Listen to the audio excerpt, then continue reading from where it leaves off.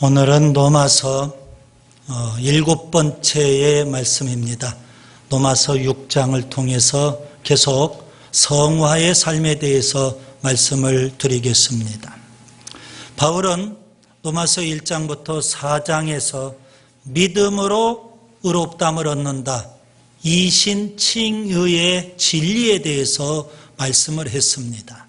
예수 그리스도를 믿는 믿음, 이 믿음이 참으로 중요합니다. 창세기 15장 6절에 보면 아브라함도 믿음으로 의롭다함을 얻었습니다. 여러분, 이렇게 믿음으로 우리가 의롭다함을 얻고 구원받았다고 해서 모든 것이 다 끝난 것일까요? 로마서는 4장으로 아니면 5장으로 끝나지 않습니다. 로마서 5장부터 8장까지에 보면 바울은 성화의 삶에 대해서 계속 말씀을 합니다. 로마서가 4장으로 끝난다면 참 좋겠죠. 믿음으로 의롭다함을 얻었기 때문에요. 그러나 이제 우리가 성화의 삶을 살아야 됩니다. 우리는 흔히 칭의, 이것을 과거의 구원이라고 표현하고요. 그리고 성화, 이것을 현재의 구원이라고 표현을 합니다. 그리고 미래의 구원은 영화, 우리가 천국에 가서 예수님처럼 영광스러운 모습으로 변화되는 것, 영화죠. 미래의 구원입니다. 지난 시간 로마서 5장 1절과 2절 이신칭의의 결과 세 가지를 말씀을 드렸죠. 화평, 은혜, 영광, 이 세 가지인데요. 첫 번째 화평입니다. 맨 처음 예수 그리스도를 믿을 때 하나님과 화평의 관계가 이루어졌습니다. 믿음으로 의롭다함을 얻었기 때문에요. 이것을 과거의 구원과 관련이 있는 거고요. 그 다음에 은혜입니다. 지금 현재 은혜의 자리에 우리가 서 있는 겁니다. 이것은 현재의 구원과 또 관련이 있습니다. 그리고 영광, 이것은 미래의 구원과 관련이 있죠.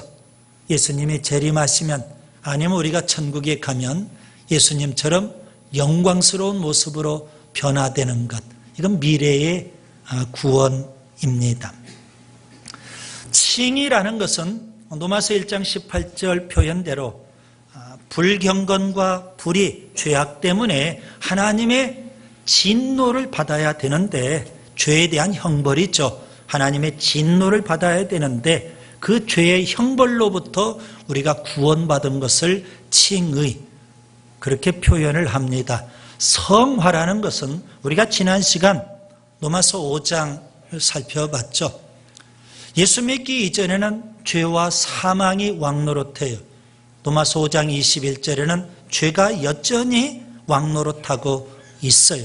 죄의 권세가 대단하죠.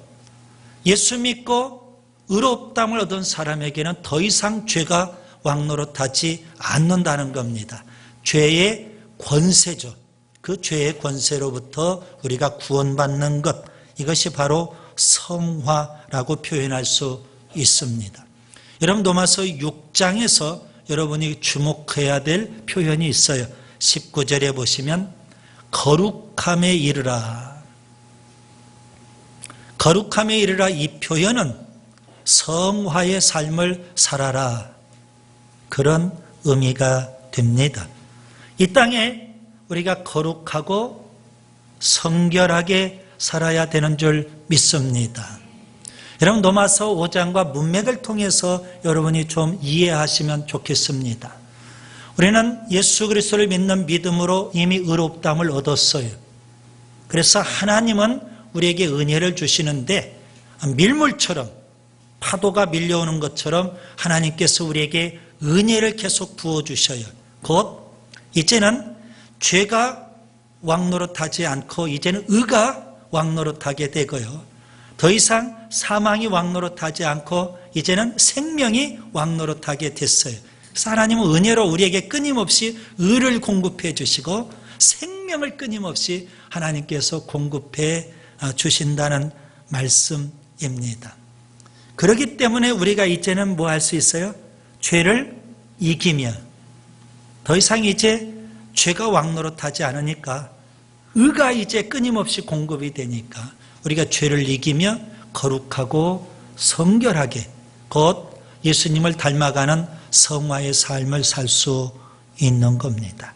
그래서 여러분 로마서 6장 19절의 이 말씀은 로마서 5장부터 8장까지 성화의 삶을 말씀하고 있는 이 부분에서 아주 중요한 표현이 되는 겁니다. 자, 우리가 어떻게 하면 죄를 이기며 성화의 삶을 살 수 있을까요? 오늘 로마서 6장을 여러분이 주목하세요. 거기에서 우리는 세 가지 방법을 배울 수 있습니다. 그리고 이 세 가지 방법은 단계별입니다. 첫 번째 단계 후에 두 번째 단계, 그리고 두 번째 단계 후에 세 번째, 이렇게 세 가지 방법이 있거든요. 그래서 여러분 이 세 가지를 좀 로마서 6장을 통해서 우리가 배우고 우리도 예수 믿는 믿음으로 의롭다함을 얻고 구원받았다면 이제는 성화의 삶을 살아야 되지 않을까요? 죄를 이기며 거룩하고 성결하게 살 수 있기를 바랍니다. 어떻게 하면 죄를 이기고 성결하게 살 수 있을까요? 첫째, 자각해야 됩니다. 자각한다. 영적으로 깨닫고 영적으로 깨어 있어야 된다. 그런 의미가 돼요. 6절에 보면 너희가 알거니와 그랬어요. 여러분 깨달아 안다는 거 굉장히 중요한 겁니다. 그리고 11절을 보세요. 여길지어다 그랬어요. 여기 여길지어다 이 말은 인정해라, 받아들여라 그런 의미입니다. 여러분 우리가 깨달아 알았다면 그것을 받아들여야 돼요. 그리고 그것을 인정하며 살아야 돼요. 그래서 바울은 죄를 이기며 거룩하게 사는 방법 중에 첫 번째로 로마서 6장 1절부터 11절에서 자각할 것을 우리에게 권면해 주고 있습니다. 자, 뭘 깨닫고 뭘 자각하고 뭘 받아들여야 될까요?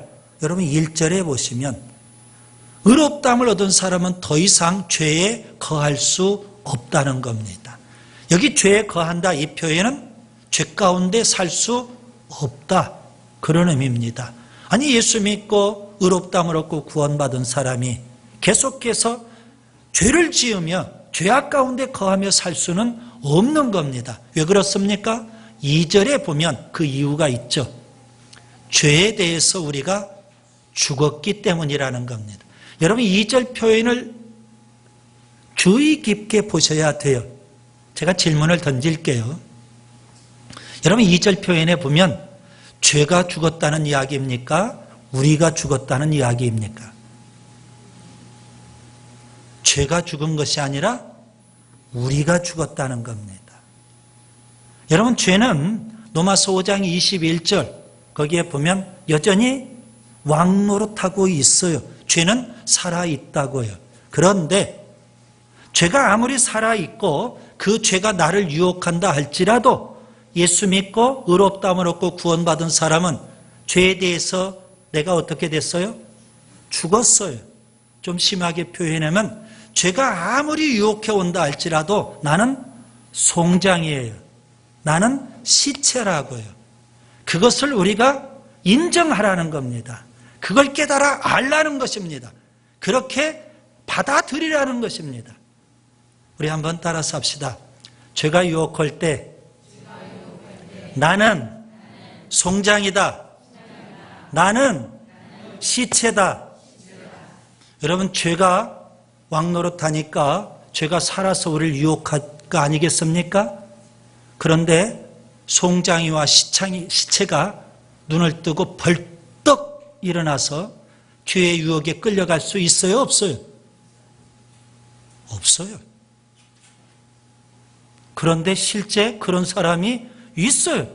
예수 믿고 의롭다함을 얻었다고 하면서도 죄가 유혹해 오면 벌떡 일어나가지고 죄에 끌려가더라는 겁니다. 그럴 수 없느니라 성경은 그렇게 말씀하고 있어요. 그래서 여러분 끊임없이 죄가 유혹해 올 때마다 여러분 오늘 저의 설교를 듣고 이게 생각이 나야 돼요. 나는 시체야. 나는 송장이야. 아무리 죄가 유혹해 와도 나는 더 이상 반응을 보일 수 없어. 우리 스스로 시체가 되세요. 송장이라고 그렇게 여기시기를 바랍니다. 바울은 이것을 세례를 통해서 설명을 하고 있어요. 여러분 3절부터 5절에 보면 우리가 예수 믿고 의롭다함을 얻고 구원받으면 교회에서 세례를 받죠. 세례란 뭘까요? 본래는 세례 침례를 받게 되어 있어요. 그런데 요즘은 약식으로 세례를 받는데요. 그 영적인 의미는 똑같아요.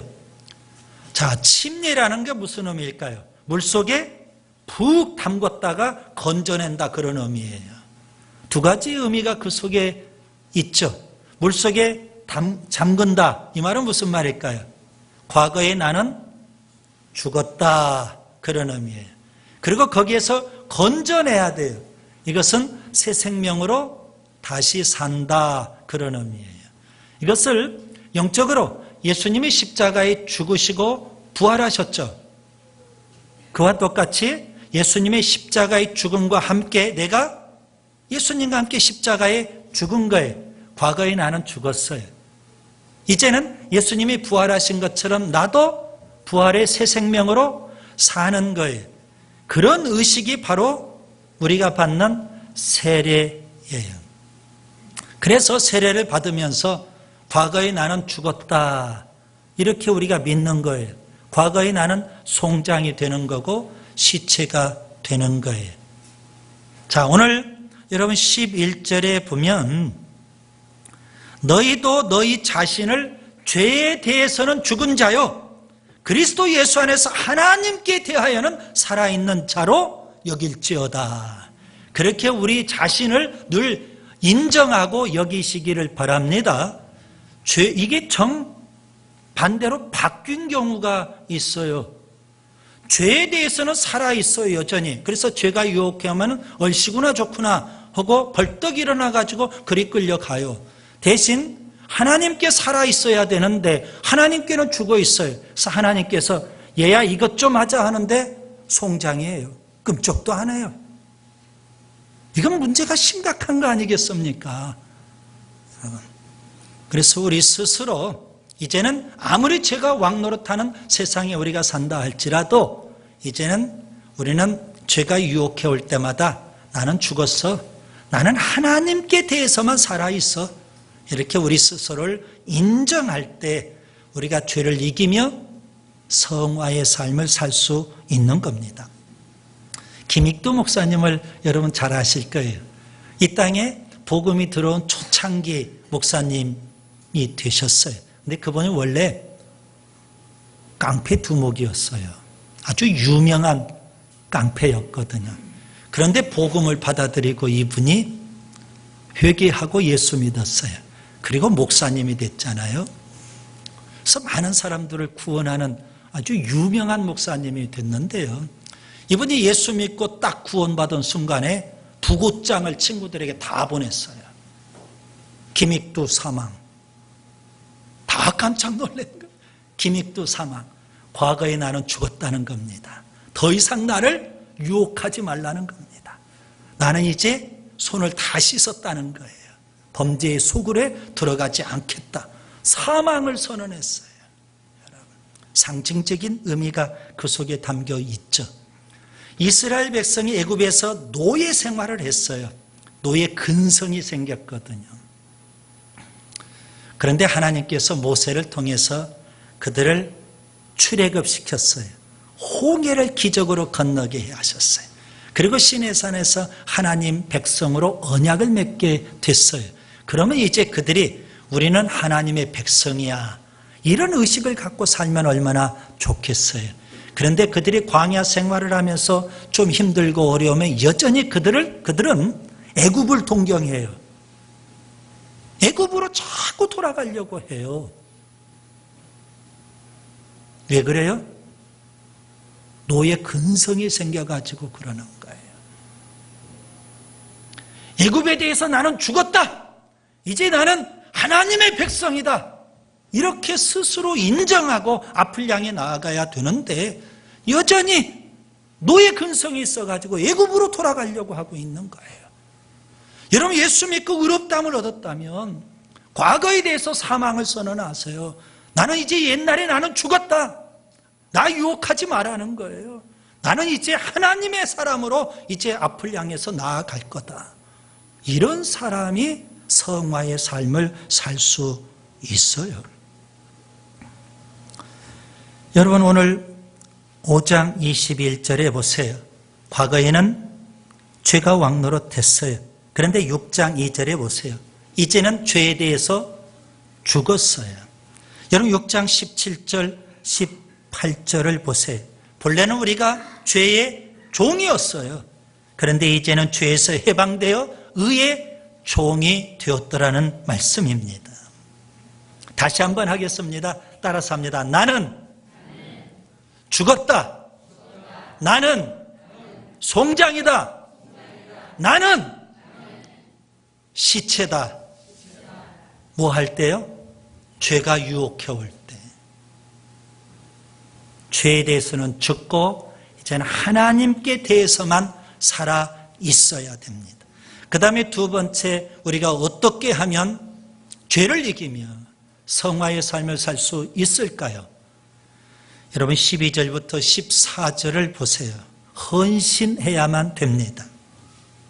의롭다함을 얻었다면 이제는 우리의 몸을 하나님 앞에 드리라. 그렇게 바울은 우리에게 권면하고 있습니다. 여러분, 죄에 대해서 죽었다고 우리가 인정한다 할지라도 죄는 여전히 살아있어요. 그래서 끊임없이 유혹해 오거든요. 그러면 죄가 더 이상 우리를 끈질기게 물고 늘어지지 못하도록 우리 몸을 어떻게 하면 돼요? 하나님께 아예 드려버리라는 겁니다. 그러면 죄가 볼 때에는 닭 쫓던 개 지붕 쳐다보는 꼴이 되는 거예요. 하나님 앞에 우리 몸을 헌신하지 않으니까 죄는 끊임없이 우리를 노리고 있는 거예요. 예전에 왕노릇하고 예전에 우리를 지배했기 때문에 순순히 놓아주지를 않아요. 끊임없이 우리를 다시금 지배하고 왕노릇하려고 해요. 여러분, 12절에 보면 몸의 사욕에 순종하지 말라. 죄가 우리 몸속에 있는 욕심, 욕망, 이걸 이용해서 우리로 하여금 죄짓도록 자꾸 만드는 거예요. 그래서 우리로 하여금 죄의 종이 되도록, 본인은 죄의 왕이 되려고 그렇게 하는 겁니다. 우리 몸에 있는 이 욕심이나 욕망, 그게 결코 나쁜 것은 아닐 수 있어요. 그런데 우리가 그 육의 욕심 따라 살아버리면 절대 안 되죠. 이 육체적인 욕구라는 것은 결코 나쁜 것만은 아니에요. 그런데 거기에 끌려 살면 끝내 우리가 죄의 종이 될 수밖에 없더라는 겁니다. 그래서 13절에 보시면 우리의 지체를 죄에게 내주지 말라는 겁니다. 오히려 하나님께 두려라. 이렇게 성경은 우리에게 말씀하고 있어요. 로마서 12장 1절에 보면 너희 몸을 하나님이 기뻐하시는 산 제물로 드려라. 헌신이 필요하겠죠. 그래서 구약에는 여러분 헌신의 상징적인 의미로 나실인 제도라는 것을 하나님이 세워놓으셨어요. 그 나실인, 대표적인 나실인이 삼손이나 혹은 사무엘 같은 사람이겠죠. 삼손은 나실인으로 하나님께서 부르셨는데도 불구하고 그가 끝까지 나실인으로 헌신하지를 못했어요. 오늘 12절에 있는 대로 몸의 사욕, 육신의 정욕, 성욕이죠. 거기에 매여 있다가 끝내는 죄의 종이 되고 말지 않았습니까? 반면에 사무엘 같은 종은요, 끝까지 하나님 앞에 헌신된 자로 살았어요. 여러분, 솔로몬을 보세요. 그도 역시 뭐예요? 사치하고 방탕하고 향락에 젖어 살다가 끝내는 부패하고 타락하고 죄의 종이 되고 말았어요. 홈리와 비느하스 제사장의 아들로서 제사장이었죠. 그런데 그들은 헌신하지를 못했어요. 죄의 종으로 살다가 비참한 최후를 맞이하고 말았어요. 모세를 보세요. 다니엘을 보세요. 그들은 끝까지 하나님 앞에 헌신해서 죄를 이기며 거룩하게 또 성결하게 살지 않았습니까? 적극적으로 우리의 몸을 하나님 앞에 드려야 돼요. 더 이상 이 몸은 내 몸이 아니에요. 이제는 하나님이 주인이에요. 하나님 앞에 드렸으니까 내 마음대로 내 욕심대로 우리의 지체를 사용할 수 없는 거예요. 그렇기 때문에 죄가 아무리 유혹한다 할지라도 이제는 그렇게 말하세요. 나는 이미 하나님 앞에 드렸어. 이 몸은 내 거 아니야. 내 마음대로 할 수도 없어. 이렇게 말하고 의연하게 나아가야만 되는 줄 믿습니다. 그 다음에 세 번째, 우리가 어떻게 하면 죄를 이기고 거룩하고 성결하게 살 수 있을까요? 여러분 15절부터 23절에 보세요. 순종해야 되는 줄 믿습니다. 의롭다함을 받았어요. 그러면 죄에 대해서 죽은 자로 여기고요. 그리고 우리 몸을 하나님 앞에 적극적으로 드리고요. 드렸으면 이제 어떻게 돼요? 하나님의 종 아닙니까? 그렇다면 하나님의 종으로 순종하며 살아야 돼요. 오늘 22절에 보면 하나님의 종이라고 그랬어요. 18절에 보면 의의 종이라고도 했고 16절에 보면 순종의 종이라고 표현하고 있어요. 그래서 이제는 우리가 뭐 합니까? 하나님 앞에 우리 몸을 들여서 적극적으로 하나님께 순종하며 살면 우리가 죄를 이기고 죄에서 해방이 되고 18절에 보시면 죄로부터 해방이 되었다. 22절에도 죄로부터 해방이 되었다. 어떻게 하면요? 우리 몸을 하나님 앞에 들여서 우리가 적극적으로 하나님 말씀에 순종하며 나아가면 죄에서는 완전히 이제 해방이 되어서 거룩하고 성결한 삶을 살 수 있다. 이렇게 성경은 우리에게 말씀해 주죠. 우리가 순종하지 못하면 여전히 죄는 우리를 지배하려고 해요. 그래서 우리가 죄의 종이 되고요. 19절 표현대로 부정과 불법을 저지를 수밖에 없죠. 여기 부정이라는 것은 도덕적으로 깨끗하지 못하다는 거예요. 불법이라는 것은 율법적으로 깨끗하지 못하다는 거예요. 그래서 죄의 종이 되고 말아요. 그러면 그 끝은 어떻게 될까요? 21절에 사망이 임하게 돼요. 반면에 순종의 종으로 의의 종으로 하나님의 종으로 우리가 순종하며 살면 22절에 있는 대로 우리가 거룩함에 이르게 되고요. 성결한 삶을 살고 그 끝은 영생이 우리에게 주어지는 줄 믿습니다. 여러분 사울왕을 보세요. 그는 하나님의 종으로 부르심을 받았어요. 그런데 그는 끝까지 순종하지를 못했죠. 아말렉을 진멸하라 하나님이 말씀하셨는데 그는 불순종하고 말았어요. 사무엘 선지자가 와서 그에게 말합니다. 사무엘상 15장 22절에 순종이 제사보다 낫습니다. 순종을 권면하고 있어요. 반면에 여호수아 같은 사람을 보세요. 그는 출애굽 이후 모세의 종이 되었어요. 40년 동안 그가 모세를 섬겨요. 그리고 모세의 뒤를 이어서 하나님의 종이 되었더라는 겁니다. 대단하죠? 40년 동안 그가 모세 밑에서 순종을 배웠고 그리고 그가 지도자가 되어서 죽는 날까지 하나님의 종으로 순종하며 살았어요. 그것이 바로 우리가 거룩하고 성결하게 살 수 있는 길인 줄 믿습니다. 이제 말씀을 정리합니다. 로마서 5장부터 8장까지는 성화의 삶에 대해서 말씀하고 있어요. 여러분, 성결하고 거룩하고 예수님을 닮은 성화의 삶을 살아야 돼요. 우리가 살고 있는 세상은 어떤 것일까요? 도마서 5장 21절에 있는 대로 죄가 왕노릇하는 세상이에요. 어제 뉴스에 보니까 아주 부끄러운 소식이 전해졌어요. 세계 경제 포럼에서 국가별 부패지수를 발표했어요. OECD 국가 중에 우리나라가 부패한 나라 9위에 등재가 됐어요. 너무 부끄럽죠. 예수 믿는 사람은 참 많은데 세계 그 어느 민족보다도 우리 민족이, 특별히 예수 믿는 사람이 참 극성스럽게 열심히 예수님은 잘 믿는데 왜 이렇게 부패한 나라가 됐을까요? 오늘 우리 그리스도인이 들어야 될 메시지가 있어요. 그건 뭘까요?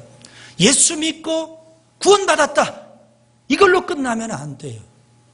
예수 믿고 구원받았기 때문에 이제는 거룩하고 성결하게 살아야 된다는 이 성화의 메시지를 우리가 듣고 죄를 이기며 거룩하고 성결하게 살아야만 돼요. 그래야만 우리 사회가 좀 더 밝아지고 우리 사회가 좀 더 깨끗해지지 않을까요? 너무 부패한 나라에 다행인 것은요, 지난주부터 또 김영란법이 시행이 됐어요. 그렇죠. 조금 더 밝아졌으면 좋겠어요. 그런데 김영란법 이전에 예수 믿고 구원받은 우리들에게는 성화의 법이 주어져 있다는 겁니다. 우리가 거룩하고 성결하게 살았더라면 굳이 이 땅에 김영란법이 뭐 필요했겠어요?